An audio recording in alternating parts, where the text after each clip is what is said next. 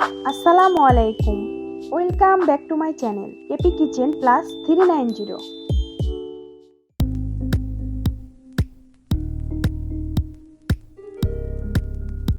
সুপ্রিয় দর্শক, যে যেখান থেকে আমার ভিডিওটি দেখছেন, আশা করছি সবাই অনেক ভালো আছেন। আজ আমি আপনাদেরকে তৈরি করে দেখাবো আরব দেশের বিখ্যাত রেসিপি চিকেন খাবসা বিরিয়ানি। আরব দেশে খুবই জনপ্রিয় একটি খাবার, আর এই খাবসা বিরিয়ানিটি খেতে অনেক টেস্টি। এই ভিডিওতে আমি হাতের কাছে থাকা উপকরণ দিয়ে সবচেয়ে সহজ এবং পারফেক্টভাবে খাবসা তৈরি করে দেখাবো। আশা করছি আপনাদের কাছে ভালো লাগবে। চুলায় একটি প্যান বসিয়ে দিয়ে দিচ্ছি মেজারমেন্ট কাপের হাফ কাপ পরিমাণ সয়াবিন তেল। তেলটা গরম হয়ে আসলে দিয়ে দিচ্ছি 2 কাপ পরিমাণ পেঁয়াজ কুচি। এবার পেঁয়াজটা একটু সময় নিয়ে নেড়ে চেড়ে কিছুটা গোল্ডেন করে ভেজে নিচ্ছি। পেঁয়াজটা কিছুটা গোল্ডেন হয়ে আসলে দিয়ে দিচ্ছি 1 টেবিল চামচ আদা বাটা, দিয়ে দিচ্ছি 1 টেবিল চামচ রসুন বাটা। এবার এগুলো একটু নেড়ে চেড়ে 1 মিনিটের মতো ভেজে নিচ্ছি। এখন আমি চিকেন দিয়ে দিচ্ছি, আর একটা চিকেন আমি লম্বালম্বি করে 2 ভাগ করে কেটে নিয়েছি। আর চিকেনটাতে যে মোটা মোটা অংশগুলো আছে সেখানে এভাবে একটু চিড়ে দিয়েছি, এতে করে মশলাটা চিকেনের ভিতরে ভালো করে ঢুকবে। আর এই পর্যায়ে চুলার আঁচটা মিডিয়াম আঁচে রেখে চিকেনটা ভাজতে হবে। এবার চিকেনটা 3-4 মিনিটের মতো এক পাশ ভেজে উল্টিয়ে দিচ্ছি। এখন আমি একটি লেবুর যে সবুজ অংশটা আছে সেটাই আমি গ্রেটার দিয়ে গ্রেট করে দিচ্ছি। তবে একটু লক্ষ্য রাখতে হবে লেবুর যে সাদা অংশটা আছে সেটা যেন কোনোভাবেই না আসে, এতে করে কিন্তু তেতো লাগবে, আর কাজটা একটু সাবধানে করতে হবে। এবার একইভাবে একটি মালটার কমলা অংশটা গ্রেট করে দিচ্ছি। তবে লেবু ও মালটা গ্রেটার দিয়ে এগুলো গ্রেট করে দিলে খাবারে খুব সুন্দর একটি ফ্লেভার আসবে। এখন দিয়ে দিচ্ছি 2 কাপ পরিমাণ টমেটো পেস্ট। টমেটো পেস্ট আর কিছুই না, টমেটোগুলো একটু পানি দিয়ে ব্লেন্ড করে নিয়েছি।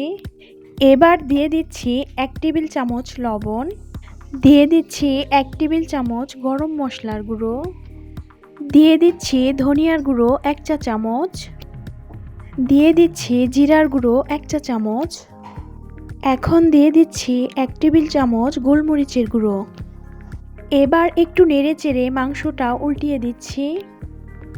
তবে এ পর্যায়ে চুলার আঁচটা হাই হিটে রেখে মাংসটা রান্না করতে হবে। 5 মিনিটের মতো একটু নেড়ে চেড়ে মাংসটা কষিয়ে নিয়েছি। এখন দিয়ে দিচ্ছি মেজারমেন্ট কাপের 4 কাপ পরিমাণ গরম পানি।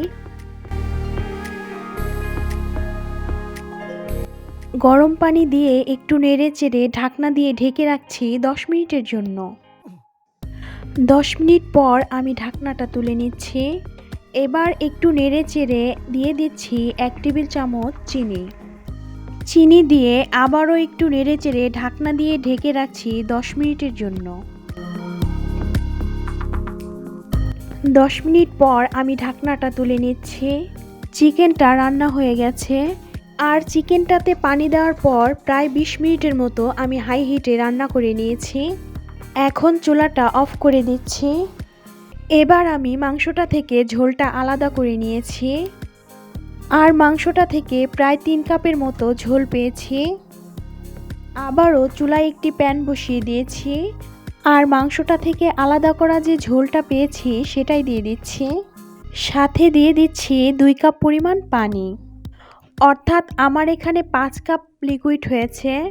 আজকে যেহেতু 2.5 কাপ চাল নিয়েছি, তাই আমাদের 2.5 কাপ চাউলের জন্য 5 কাপ পানি লাগবে। পানিটা যখন ফুটে উঠবে তখন দিয়ে দিচ্ছি বাসমতি চাল, আর আমি চালটা ধুয়ে 30 মিনিট ভিজিয়ে রেখে পানি ঝরিয়ে নিয়েছি। এখন একটু নেড়ে চেড়ে দিয়ে দিচ্ছি 7 থেকে 8টির মতো কাঁচামরিচ। এ পর্যায়ে চুলার আঁচটা মিডিয়াম হাই হিটে রেখে ঢেকে দিচ্ছি 5 থেকে 6 মিনিটের জন্য। 5 থেকে 6 মিনিট পর ঢাকনাটা খুলে নিচ্ছি।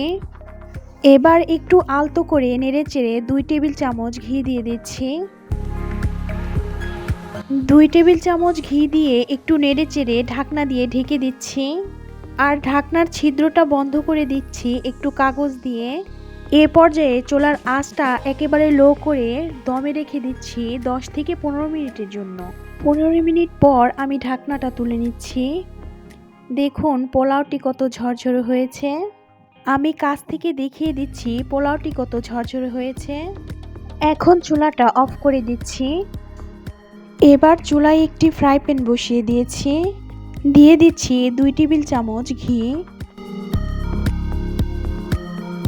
এখন দিয়ে দিচ্ছি কাজু ও কাঠবাদাম হাফ কাপ পরিমাণ। এবার বাদামগুলো 1 মিনিটের মতো ভেজে দিয়ে দিচ্ছি 1/3 কাপ কিশমিশ।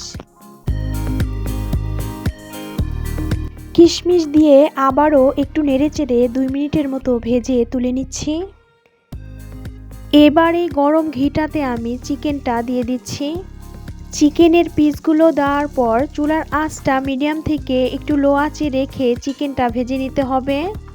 চিকেনের পিসগুলো উল্টিয়ে পাল্টিয়ে ভেজে তুলে নিচ্ছি। আর এভাবে ভেজে নিলে চিকেনটা থেকে খুব সুন্দর একটি ফ্লেভার আসবে। চিকেনটা একটি প্লেটে তুলে চুলাটা অফ করে দিচ্ছি। এখন পোলাওটা একটি সার্ভিং ডিশে সার্ভ করে নিচ্ছি। খাবসার নিয়মটি হচ্ছে পোলাওটা প্রথমে সার্ভ করে ভেজে রাখা চিকেনটা পোলাওয়ের উপর বসিয়ে দিতে হবে। চিকেনটা দেওয়ার পর এবার ভেজে রাখা বাদাম ও কিশমিশ দিয়ে দিচ্ছি। তবে এই খাবসাটা খেতে কিন্তু ভীষণ মজার হয়। আমার এই আজকের রেসিপিটি কেমন লেগেছে তা আমাকে কমেন্টস করে জানাবেন। আর ভালো লাগলে অবশ্যই একটি লাইক দিয়ে দেবেন। আর আমার এই চ্যানেলে নতুন নতুন রেসিপির ভিডিও পেতে আমার চ্যানেলটি সাবস্ক্রাইব করে দেবেন এবং পাশে থাকা বেল আইকন বাজিয়ে দেবেন। সবাইকে ধন্যবাদ দিয়ে আজকের মতো এখানেই শেষ করছি। আল্লাহ হাফেজ।